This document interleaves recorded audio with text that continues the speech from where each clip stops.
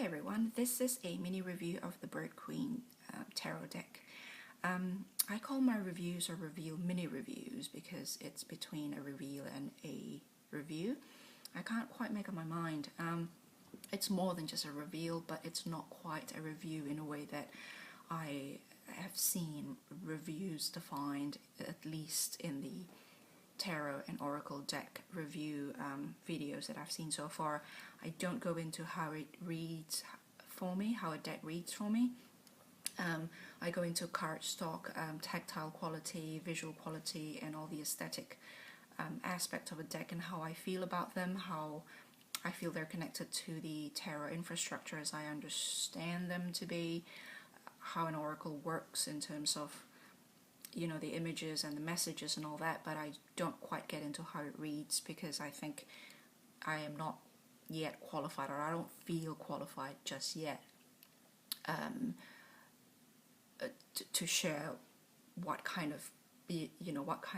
is a good reading and what isn't a good reading. And also I think that reading's so personal that I'm not quite sure if I'm going to add anything to my chat about a deck other than to illustrate the deck itself rather than my reading of it, if that makes sense. And also I think there's so many other more experienced readers out there that could be better, that are better qualified to comment on what might be productive reading and what might not be.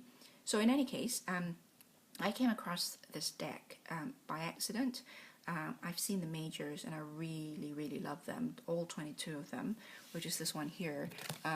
I have been having a bit of a hard time trying to get my head around the minors, but we'll get to that really quickly at the end. So first, let's go through the the cardstock. It's really waxy, that sort of matte but smooth, which produce a really liquid deck, as I've mentioned before, where it just sort of slides amongst each other in a sort of, make it really good to spread, make it really good to shovel, but it is a little bent. As you can see, it's a little curved, so from time to time I just do that. It seems to worked. It seems to have worked once in a while, but then after you leave it alone for a bit, it just returned to that bendy self, which is fine. So let's really quickly go through the majors. That's the Fool. It's not my favorite card amongst the major. It's not in order, by the way. I don't think it is anyway. So that's the Empress. I want to say something about the Empress. I think the Empress is this here. What do you call a female deer? A doe? Because the Emperor. I'm not familiar with wilderness knowledge, but I know that this noble beast here is often referred to as an emperor, so I suspect that's why the Empress is a female deer. That's the, we'll go through. That's the Magician, High Priestess, the Hierophant. It's interesting, the Hierophant is an elephant. To me, it's because the elephant is always talked about as having really long memories, and often Hierophant are tied to traditions, established knowledge, memory, nostalgia. Some people, take it as nostalgia, looking back, that accumulated knowledge, which can only be possible through the mechanism of memories. I love that. It's just so simple. The color is wonderful. It's just soft and simple, but strength.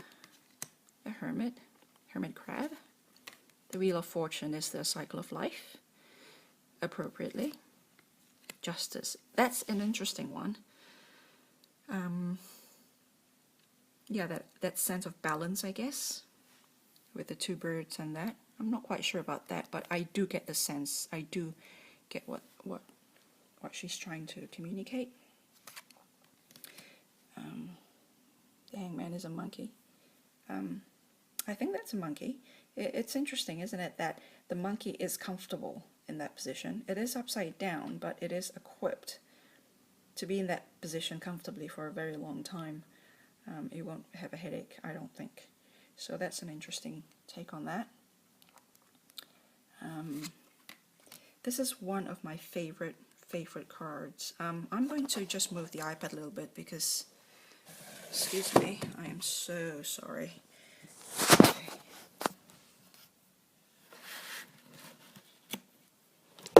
Whoops. That is one of my favorite cards, the Death. This is really, I could, storytelling, tarot and tea, or is that storytelling, tea and tarot? I keep getting the two confused. I had this video about poetry, using poetry to read your cards, whether it's tarot or oracle, and that really inspired me. And I am going to make a video using this Death card. I have a lot of ponderings and thoughts about death since my dad passed away some 20 years ago. That's a long time, but that you don't recover from that kind of life-changing experience. Well, you do, but you know, it changed you in a good way. But in any case, there is a poem that I really like about death.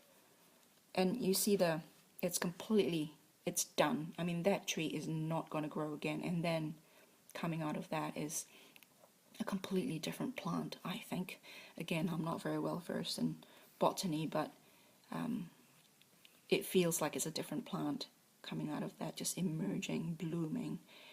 The color, the quietness of that surrounding. This is one of my favorite cards of death. Temperance. That reminds me of the chameleon in the Earthbound Oracle by Skullgarden, who is the creator of Wooden Tarot. That's the Devil. I like that. That's a really good one. The Tower. That poor bird. Its world is completely torn. But as you can see, you know, its world's torn, but the bigger picture remains. It's almost as if with Tower, the structure of things as we know them is completely shaken, but the bigger world within which it resides is actually still there. You know, the tower has collapsed, but the world hasn't stopped spinning, you know. I thought that's really nice. That's a really cheerful star. Now this is another favorite of mine in this deck. Not because it's pretty, but because if you notice, every one of the majors are white. Their background's white, and then there's this one card with grey that is grey based, and it's the moon. And it's just that, and the moon's white and everything else is grey, when every other card is white based and colors, and this is the opposite. And I just feel that captures the moon very, very well. The sun. Judgment. Rising, new day, new sun, new life, new day. That kind of sense of resurrection. I thought it's captured beautifully here in a sort of daily, normal, everyday scene of just, you know, a rooster crowing at the start of a new day, the trumpet blowing at the start of a new life, you know. I thought that's really great. Now the world, you know that myth about how the world is carried by a tortoise? I thought that is so smart. That is a really smart take on the world. So I don't want to make this video too long, but I may have to do this on a separate video, but the minors, they're pentacles with the green border, so I can't trim them because they're color cued. And then instead of swords, it's key with the purple lilac. The cups are pink, and the stars orange. And then, oh, that's a match. The stars are turned to matches, fire, you know. So that's the key. Sorry, that's kind of been a bit. That's that's how. So I thought that's okay. That in itself is not an issue for me. I can see how passion, fire, staff, you know, matches, pentacles, okay, cups, and the swords is key in terms of the idea that your intellect, your higher thoughts is key. You know, I could make the connection, but it is the images, I think, that I had trouble. Just really quickly flip through this. I had trouble connecting some of the images with the traditional understanding of the suits, numbers and suits. So the aces, I mean, that's lovely. I like that. So I will have to really sit down with this more. I've tried very briefly and then I gave up. And I just feel as if the creative energy in creating this deck's really poured into the majors. And you see that quite often in a lot of decks where I like that. I got that straight away. Now that's just one of the few that I got straight away, and I wish the whole minors has been like this. So as I was saying, a lot of decks have the creative energy poured into the majors, and then you feel almost as if the minors is an afterthought. I'm not saying that the artwork or that it is certainly the case that the minors in us is an afterthought, but are afterthoughts, sorry, and do you know what I mean? Sorry, I'm kind of trying to think about something and saying some other things at the same time, but that is the feeling that I get. I am not accusing anybody of not putting their heart and soul into their work, but it is so lovely. And I did tell her, I said, I'm finding the minors really, I get that straight away.